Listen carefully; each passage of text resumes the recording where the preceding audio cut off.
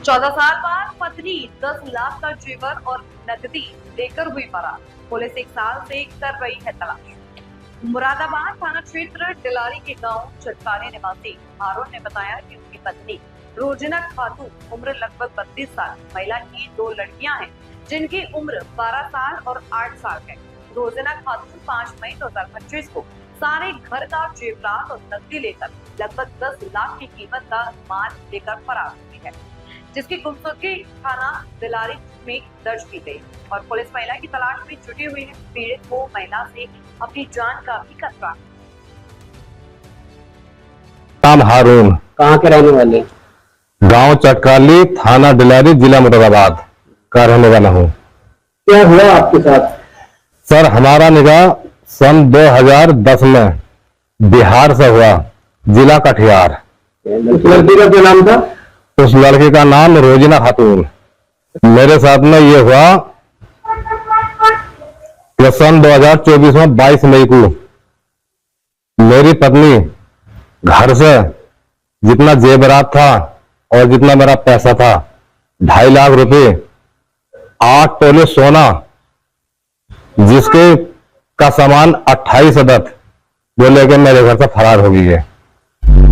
14 साल तक मेरी पत्नी मेरे घर रही, जिसमें उसे कोई भी ऐसी परेशानी हमने नहीं आंदी। जो सामान या जो खाने पीने में या हर चीज में हमने उससे कोई परेशानी नहीं आंदी। बढ़िया उसकी जिंदगी हमारे घर पर गुजरी।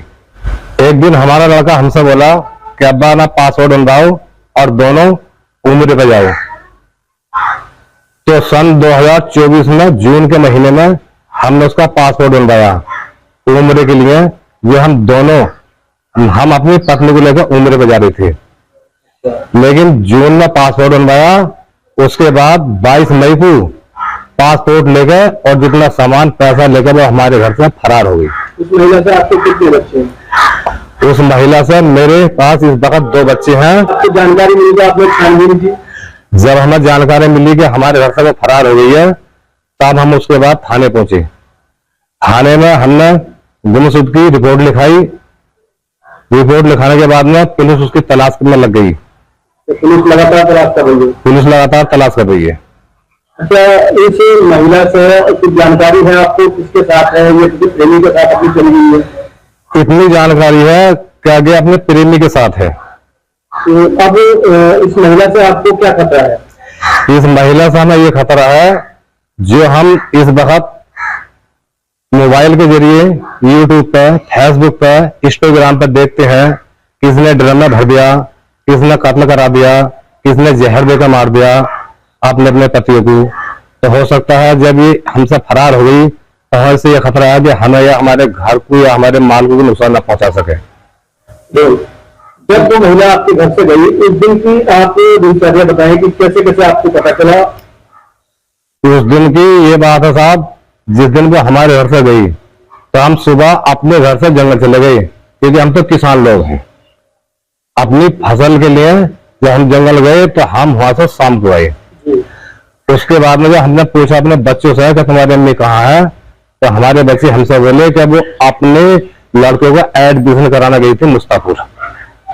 हमने बच्चों से पूछा किस टाइम गई थी, तो बच्चे हमारे बोले हमसे कि वो दिन के 9 बजे गई थी, सुबह के 9 बजे, और शाम तक वो घर नहीं आई। जब शाम तक वो घर नहीं आई तो फिर उसके बाद में हम स्टेशन पे पहुंचे मुरादाबाद। हमने वहां भी उसे ढूंढा, लेकिन भी उसका पता कहीं नहीं चला। फिर उसके बाद 25 मई को हम थाने पहुंचे। हमने गुमशुदगी की रिपोर्ट लिखाई, थाने में सूचना दी। उसके बाद आपको कोई उसके फोन कॉल या कोई धमकी आपको कोई पता चल रहा हो? क्या जानकारी दी गई? इसके बाद उसके फोन आते हैं हमारे पास, तो वो हमें धमकी देती है कि मैं तुम्हें मरवा दूंगी, अपना हिस्सा लूंगी जमीन का, जायदाद का।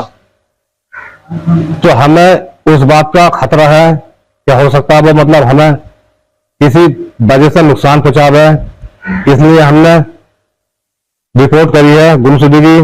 और हमारी ये पुलिस से मांग है कि पुलिस उसे गिरफ्तार करे और जितना हमारा सामान